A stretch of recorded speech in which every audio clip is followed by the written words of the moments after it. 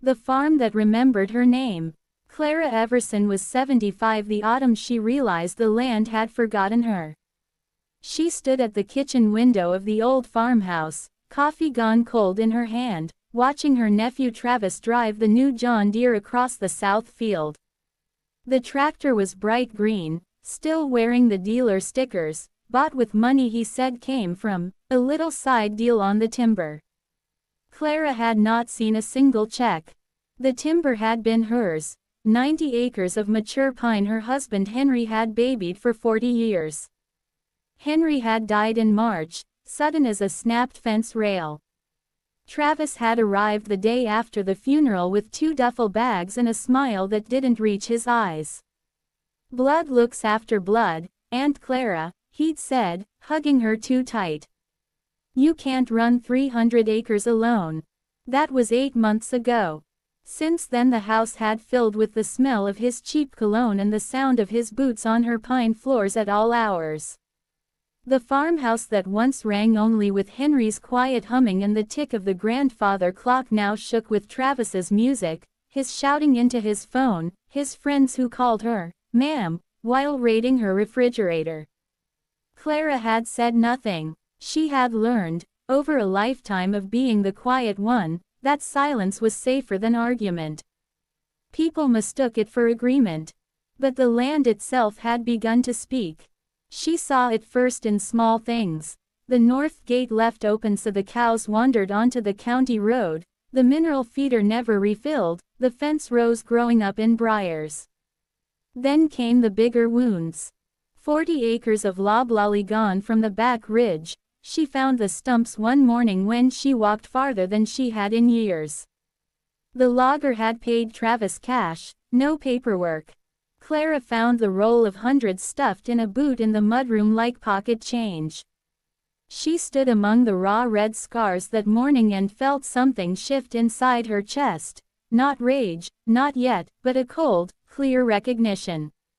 The farm did not belong to Travis. It belonged to her, to Henry, to the generations of Eversons who had coaxed cotton and corn and cattle from this red clay since 1892. The dirt remembered their sweat. It had simply been waiting for her to remember, too. That night she did something she had not done since Henry's funeral. She opened the fire safe in the study.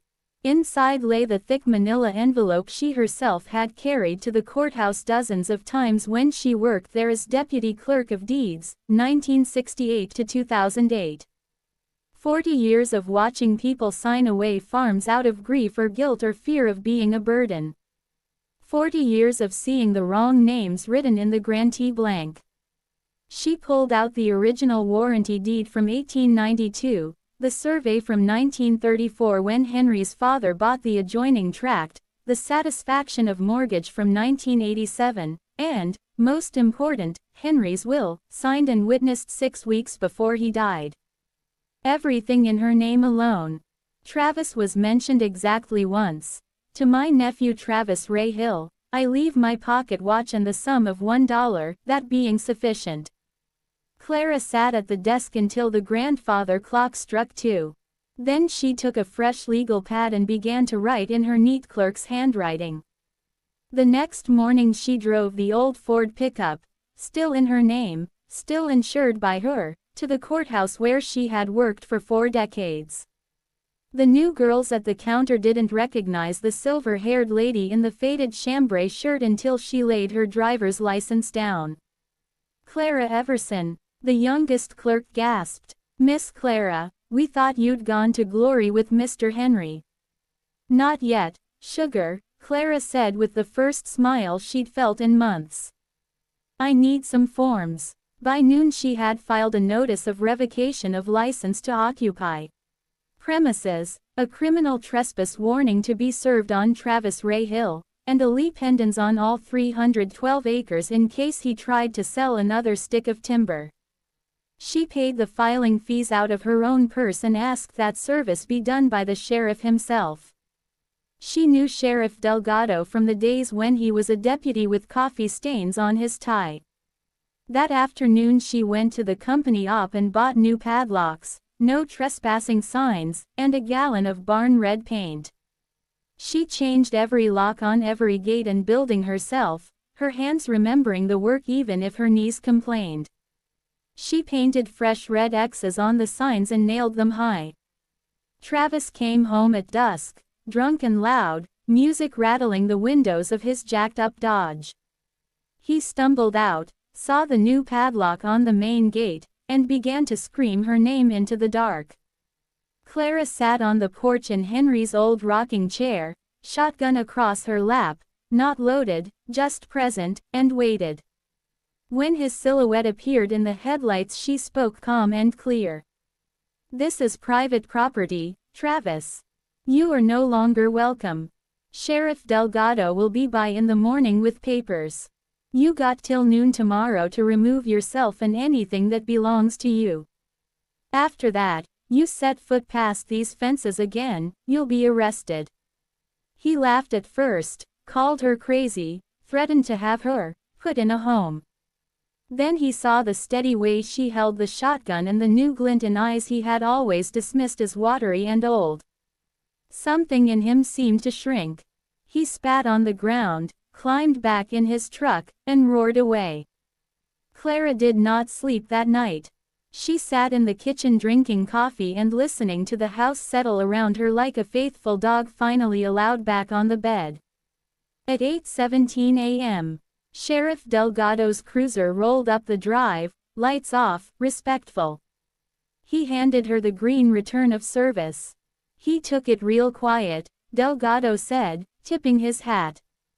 Looked like a man who just figured out the party's over. Travis's truck was gone. So were his flat-screen TV, his Xbox, 3 rifles that weren't his, and, Clara discovered later, her good cast-iron Dutch oven. She did not call to complain. Some losses you write off like hail damage. For 3 days the farm was silent except for the wind in the pines and the lowing of cattle that suddenly had to walk to the mineral feeder again. Clara rose with the sun, aching but moving. She hired 2 local boys, grandchildren of men she'd gone to school with, to help mend fences and clean the barn. She paid them in cash and peach cobbler. On the 4th morning she found the note taped to the front door. "Aunt Clara, you always were a cold one. Blood should mean something. Guess yours don't. Enjoy your dirt." There was no signature, just a muddy boot print across the bottom of the page. Clara took the note inside, placed it in the wood stove, and watched it curl and blacken. Autumn slid into winter. She sold the new John Deere, never titled in Travis's name, never could be, and bought a good used one that started every time. She planted winter rye in the south field and watched it glow emerald against the red clay. She sat on the porch in the evenings wrapped in Henry's old Carhartt, pocket watch ticking in her pocket, and realized the silence was not empty, it was full of the farm remembering her name. One January afternoon a black SUV she didn't recognize pulled up the drive. A man in a cheap suit got out holding a clipboard. "Ma'am, I'm with Southern Land Acquisitions. We have a signed contract from a Mr. Travis Hill to purchase the timber on this tract." Clara didn't stand up from her rocker. She just reached inside the door and handed him the folder she'd kept ready. "Here's the recorded fraud affidavit, the Lee pendants, and the restraining order. You cut one tree on my place, son, and every penny you own will go to lawyers before spring planting. Tell your boss Clara Everson says hello. He'll remember me from 40 years of pulling bogus deeds." The man read 2 pages, went pale, and left so fast his tires threw gravel against the tin barn. Spring came early that year. The redbud exploded purple along the fence rows, and the dogwoods foamed white like Henry always said they did when the land was happy. Clara's knees still hurt, but she hired Miss Lottie's grown son Darnell to do the heavy lifting and paid him fairly. She kept the books herself the way she used to, every receipt in its envelope. One Saturday in April she heard a truck that sounded familiar. She walked out on the porch expecting trouble, but it was only Travis's mother, her late husband's sister Marlene, climbing down with a casserole in her hands and tears in her eyes. "I'm sorry, Clara," Marlene said before she even reached the steps. "He's my boy and I love him, but what he did was wrong. I raised him better than stealing from family." Clara took the casserole, chicken and wild rice, Henry's favorite, and set it on the porch rail. "You didn't steal from me, Marlene. He did. You're welcome here any time you want to sit a spell, but he is not." Marlene nodded, wiped her eyes with a tissue, and left without another word. Summer ripened. The cotton grew tall and clean, the cattle gained sleek and fat. Clara joined the ladies' Bible study again on Wednesday nights and took her turn hosting. The women exclaimed over how peaceful the house felt now, how the light came in the windows different. Clara just smiled and passed the pound cake. One evening in late August she was sitting on the porch swing snapping beans when a dusty pickup she didn't know eased up the drive. A young woman got out, maybe 35, red hair tied back, face sunburned and anxious. "Ma'am, my name's Sarah Wheeler. My husband and I rent the old Crawford place down the road. We heard what you did last year. Standing up to family and all." The woman twisted her hands. "My mother-in-law wants us to deed her our farm, for the grandkids. She's already got the papers drawn up. I don't want to, but I'm scared to say no." Clara studied her a long moment, then stood up. "Come on in the house, sugar. Beans can wait. I've got tea and a whole folder of phrases that work better than tears." Word traveled the way it does in the country. By fall, every other Wednesday a car or two would roll up the drive after supper. Sometimes one frightened wife, sometimes a widow, once an old man with shaking hands who was afraid his children would put him in a home if he didn't sign the farm away. They sat in Clara's kitchen under the warm light while she poured tea and went through the same lessons she had learned the hard way. "This is your name on the deed. Until you decide different, it stays that way. Tears don't stop a pen, but a calm no sometimes does. Love doesn't mean you hand over the keys to your life. Family is the people who treat you like you matter, not the ones who treat you like a checking account." She kept a notebook by the door where visitors signed their names and the date they remembered who the farm belonged to. The pages filled up steady. One December evening, nearly 2 years to the day since Henry died, Clara sat at the kitchen table addressing Christmas cards. The house smelled of wood smoke and cinnamon. The grandfather clock chimed 9. Outside, a thin snow began to fall, the first of the season. The doorbell rang, something that almost never happened after dark. When she opened it, there stood Travis, thinner, clean-shaven, wearing a cheap wool coat and holding his hat in his hands like a little boy. "Aunt Clara," he said, voice rough. "I don't expect nothing. I got nowhere to go tonight and it's snowing. Could I sit on the porch a minute and get warm?" Clara looked at him a long time. She saw the tremor in his hands, the shame in his eyes, and something else, defeat, maybe the first honest thing she'd ever seen on his face. She stepped back and opened the door wider. "You can come in and have a cup of coffee. Then you can sleep in the bunkhouse tonight. Darnell keeps it warm for when he works late. Tomorrow morning you'll be gone before the sun's fully up. That's the best I can do, Travis." He nodded, eyes on the floor. "Yes, ma'am, thank you." He sat at the table quiet as a scolded child while she poured coffee. After a while he spoke, barely above a whisper. "I was wrong. About everything. I see that now." Clara set a plate of molasses cookies between them. "Seeing is the first part," she said. "Meaning it is the second. Living different is the third. You got a long row to hoe." He nodded again and didn't try to say more. The next morning his truck was gone before the roosters finished arguing with the dawn. Clara never heard from him again, but Marlene told her later he'd joined a church in Mobile and got a job driving a forklift.